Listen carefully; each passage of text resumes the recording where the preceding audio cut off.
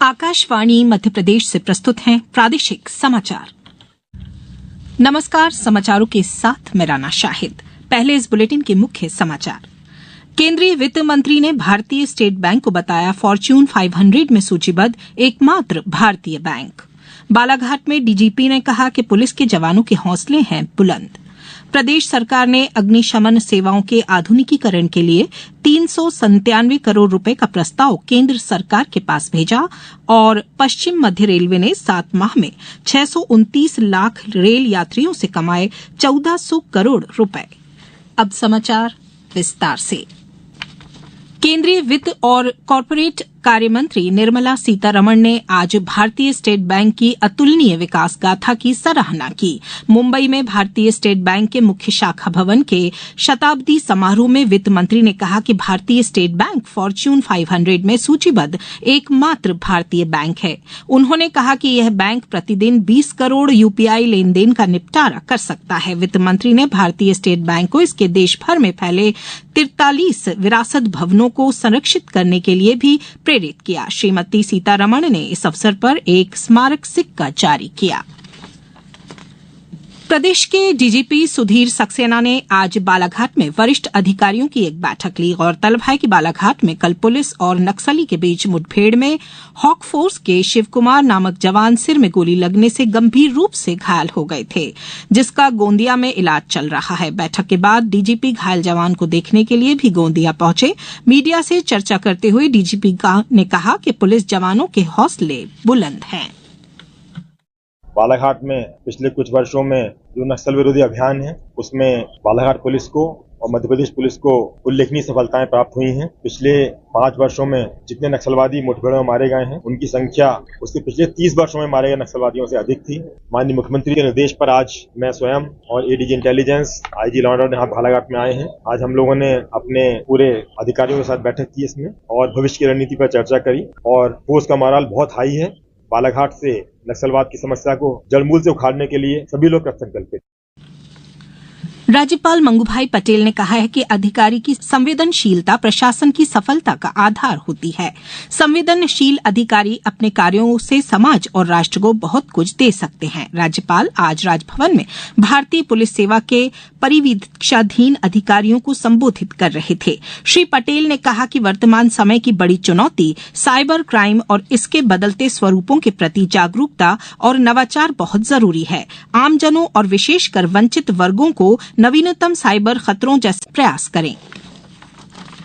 महात्मा गांधी स्मृति चिकित्सा महाविद्यालय इंदौर के ट्रांसफ्यूजन मेडिसिन विभाग एवं अत्याधुनिक मॉडल ब्लड सेंटर को सिकल सेल उन्मूलन मिशन 2047 के तहत उच्च स्तरीय देखभाल केंद्र के रूप में मंजूरी मिली है। इस परियोजना के तहत यहां गुणवत्तापूर्ण इलाज किया जाएगा। इस केंद्र से इंदौर के समीपस्थ अलीराजपुर, धार, झाबुआ, खरगोन, खंडवा, बुरहानपुर, उज्जैन, देवास आदि जिलों के मरीजों को सर्वाधिक लाभ मिलेगा। सिकल सेल रोग के लिए पहला सक्षमता केंद्र भोपाल में आईसीएमआर के भोपाल स्मारक अस्पताल एवं अनुसंधान केंद्र में जनजातीय अनुसंधान संस्थान के सहयोग से स्थापित किया गया। प्रदेश में अग्निशमन सेवाओं के विस्तार और आधुनिकीकरण के लिए 397 करोड़ रुपए से अधिक का प्रस्ताव केंद्र सरकार के पास भेजा गया है। केंद्रीय गृह मंत्रालय को भेजे गए प्रस्ताव में 75% केंद्र सरकार के वाहन, हाई राइज बिल्डिंग में अग्नि नियंत्रण के लिए हाइड्रोलिक प्लेटफॉर्म और आधुनिक उपकरण खरीदे जा सकेंगे। साथ ही अग्निशमन सेवाओं के कार्यरत अधिकारी कर्मचारियों का प्रशिक्षण और क्षमतावर्धन भी किया जाएगा। जबलपुर के वेटरनरी कॉलेज ग्राउंड में आयोजित महाकौशल विज्ञान मेला एवं आरोग्य एक्सपो का आज मुख्यमंत्री डॉक्टर मोहन यादव की उपस्थिति में समापन हो रहा है। मेला 14 नवंबर से शुरू। ऊर्जा विभाग, Madhya Pradesh power transmission company limited, भारतीय अंतरिक्ष अनुसंधान संगठन एवं रक्षा अनुसंधान एवं विकास संगठन सहित विभिन्न संस्थानों द्वारा लगाए गए स्टॉलों का अवलोकन किया। उन्होंने कहा कि मेला बहुत उपयोगी है। ये साइंस मेला जो लगाया, महाकौशल विज्ञान मेला जो लगाया विज्ञान भारती के सौजन्य से डॉक्टर गौतम साहब ने बहुत मेहनत इसमें की है और आप देख रहे हैं हजारों लोग आज यहाँ पे आ रहे हैं और मुझे लगता है पूरे महाकौशल क्षेत्र में विज्ञान के प्रचार प्रसार में ये मेला एक अहम भूमिका अदा करेगा। पश्चिम मध्य रेल में जबलपुर, भोपाल एवं कोटा मंडलों में रेल राजस्व बढ़ाने के लिए लगातार प्रयास किए जा रहे हैं। चालू वित्तीय वर्ष के 7 माह में पश्चिम मध्य रेल ने यात्री यातायात से 629,06,000 बुक किए गए यात्रियों से 1,414 करोड़ 65 लाख रुपए का राजस्व अर्जित किया, जो पिछले वर्ष इसी अवधि में की तुलना में राजस्व 2% अधिक है। भोपाल मंडल ने भी 224,90,000 बुक किए गए यात्रियों से 557 करोड़ रुपए का राजस्व अर्जित किया। नगरीय प्रशासन विभाग द्वारा स्वच्छ भारत मिशन में समाज के अलग अलग समूहों से वर्चुअली नगरीय निकायों से महिला जनप्रतिनिधियों प्रदेश के कई क्षेत्रों में विभिन्न कलाकृतियों के विचार व्यक्त किए। अब कुछ समाचार संक्षेप में। किसानों की सुविधा के लिए धान विक्रय के लिए 1,412 और मोटा अनाज के लिए 104 उपार्जन केंद्र बनाए। उमर से और धान का उपार्जन 2 दिसंबर निलंबन अवधि में उनका मुख्यालय कार्यालय अधीक्षक भू अभिलेख भिंड रहेगा। नर्मदापुरम में आईजीएस संस्था द्वारा नर्मदा महाविद्यालय में 30 छात्राओं को महिलाओं के लिए सुरक्षित पर्यटन और आत्मनिर्भर बनाने का प्रशिक्षण दिया जा रहा है। पन्ना जिले की ग्राम पंचायत की गई है। झाबुआ जिले में 24 आयोजन किया जाएगा।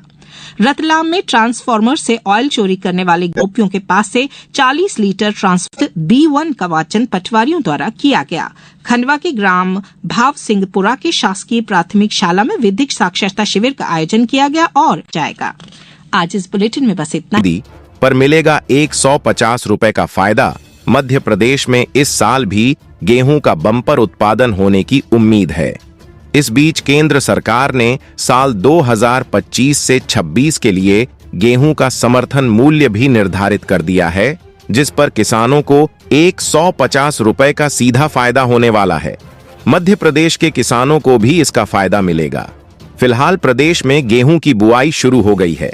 सरकार ने इस बार भी किसानों को गेहूं का उन्नत किस्म का बीज उपलब्ध करवाया है, जबकि केंद्र सरकार ने 150 रुपए बढ़ाकर किसानों को पहले ही अच्छी खबर दे दी है। एमपी के मसाले ने लगाया स्वाद में तड़का, देश भर में रहा अव्वल। इतनी हुई पैदावार। हमारे घर के खाने को स्वादिष्ट बनाने के लिए मसालों का काफी ज्यादा योगदान होता है। घर में तरह तरह के मसालों का प्रयोग किया जाता है। देश भर में कई जगह मसाला का उत्पादन किया जाता है। हालांकि मध्य प्रदेश ने इसके उत्पादन में देश भर को पीछे छोड़ दिया है।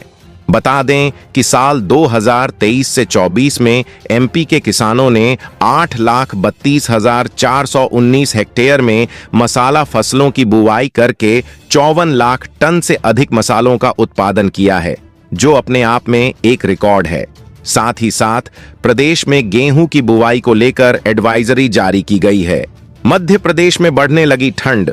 भोपाल समेत कई शहरों में गिरा तापमान। जानें ताजा अपडेट। मध्य प्रदेश में मौसम ने करवट बदली है। देवउठनी एकादशी के बाद प्रदेश के ज्यादातर हिस्सों में तापमान में गिरावट देखी जा रही है। राजधानी भोपाल समेत कई शहरों में रातें ठंडी हो गई हैं। पचमढ़ी में तापमान सबसे कम रहा है, जबकि खजुराहो में दिन का तापमान सबसे ज्यादा रहा। मौसम विभाग के मुताबिक आने वाले दिनों में तापमान